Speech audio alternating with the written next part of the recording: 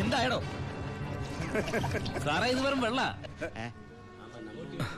വെള്ളമോ? ഒന്നുകൂടെ മണത്ത് നോക്കണോ? എങ്ങനെ മണത്ത് നോക്കിയാൽ ഇത് വെറും വെള്ള. പ്ലാച്ചിമടയിൽ എന്തൊരു വരൾച്ച സാറേ. ഞാൻ അങ്ങോട്ടേക്ക് കുടിവെള്ളം കൊണ്ടുപോകുന്നതാ. പച്ചവെള്ളം വിറ്റിട്ടെങ്കിലും നമ്മൾ ജീവിച്ച് പൊക്കോട്ടെ സാറേ. അല്ല സാറേ, കുടിവെള്ളം കൊണ്ടുപോകുന്ന അറസ്റ്റ് ചെയ്യാൻ മാത്രമുള്ള കുറ്റമാണോ? അല്ല, നമ്മളോട് കുറച്ചാളില്ലാത്തോണ്ട് നിയമം മാറിയതൊന്നും അറിഞ്ഞില്ല. പോരാത്തതിന് ഇന്നത്തെ പത്രം വായിച്ചിട്ട് 5-6 ദിവസമായി സാറേ. നിന്ന് ചിലക്കാതെ വണ്ടി എടുത്തോണ്ട് പോടാ.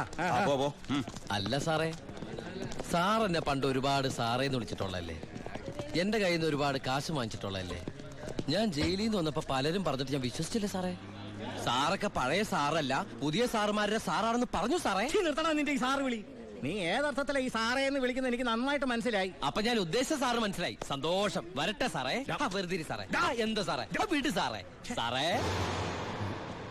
ഹായ്. അടി സാക്കേ വർക്കിച്ചായോ? എന്നാടോ ഒരു സ്നേഹമില്ലാണ്ട്?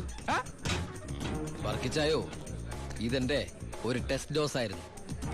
ഇപ്പൊ എനിക്കൊരു കാര്യം മനസ്സിലായി. വാളയാർ ചെക്ക് പോസ്റ്റ് വഴി ഇനി പരമശിവത്തിന് സ്പിരിറ്റ് നടത്താൻ പറ്റില്ല എന്ന് വെച്ച് നമുക്ക് നമ്മുടെ തൊഴിൽ നിർത്താൻ പറ്റണോ? വർക്കിച്ചായോ, ദേ എന്റെ ലോഡുകൾ 24 മണിക്കൂറിനുള്ളിൽ ഈ വാളയാർ ചെക്ക് പോസ്റ്റ് വഴി ഞാൻ കടത്തിയിരിക്കും. താൻ ആണാണെങ്കിൽ തടയടോ.